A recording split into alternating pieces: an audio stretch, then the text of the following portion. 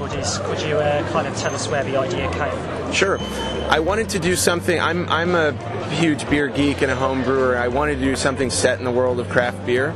So that was an initial idea. And then, the movie Bob and Carol and Ted and Alice was a big inspiration. I wanted to do something funny and complicated and adult about real relationships, about people, leaving their 20s and entering their 30s and those kinds of conversations. And so I swirled that together with beer and came up with Drinking Buddies.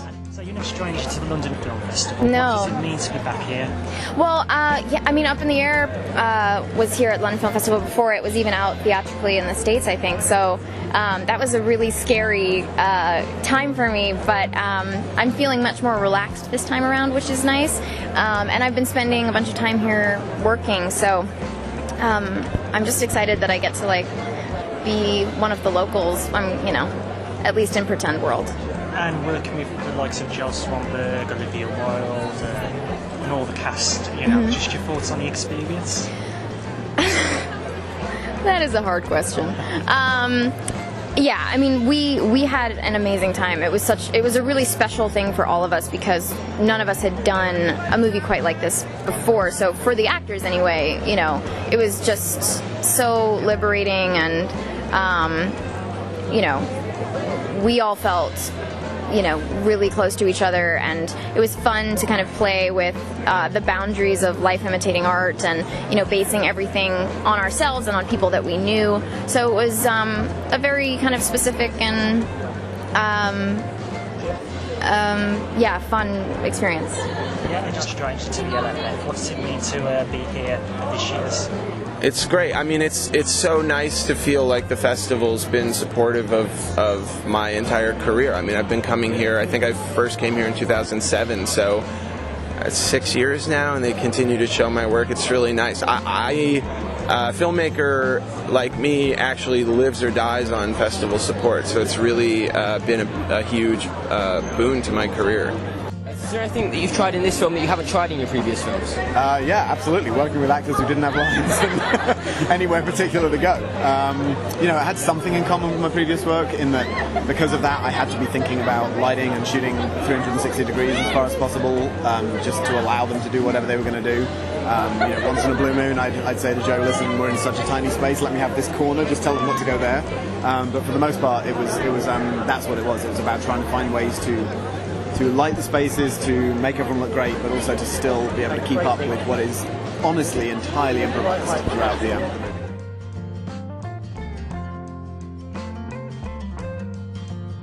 What was it like working on a film like this, especially with the script being so improvised? Kind of scary at first, but really freeing and really exciting. Sort of challenging for all of us in the best way, especially, getting to work with people who were really game and really into it but hadn't done it before, so at least we were all in the same boat as far as being a little bit terrified going in, so we were all forgiving of each other a bit. Although actually one time I broke character and Jake got mad at me.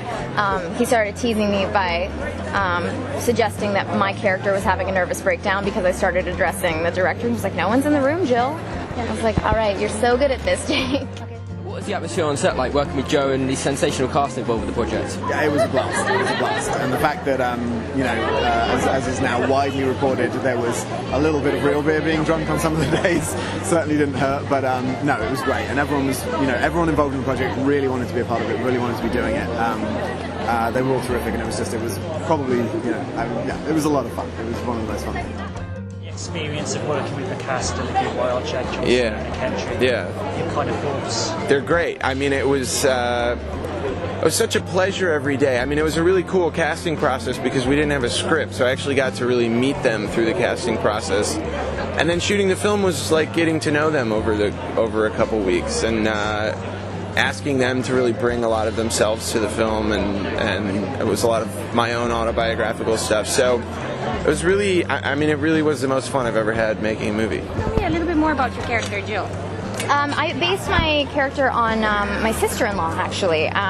Joe told me a little bit about what he wanted from the character, and everything he was saying reminded me of my sister-in-law. So She actually does teach special ed in Brooklyn, not in Chicago.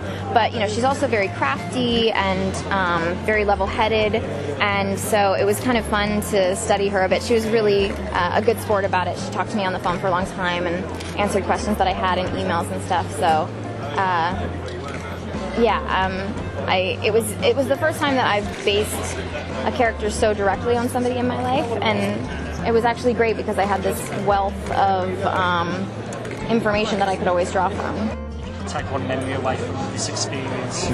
We shot for a few days in Michigan. We shot most of the movie in Chicago, but we sort of went out to the country for a couple days and shot on a lake. And when we wrapped every night, we would just sort of hang out and on the beach, and that was those few days were my favorite of the shoot. You do a lot of different characters in your movies, obviously, and how do you go about choosing the script? I don't know. I really like working. It's a problem for me, actually. I get really bored when I'm not working. But I don't know. I just like it.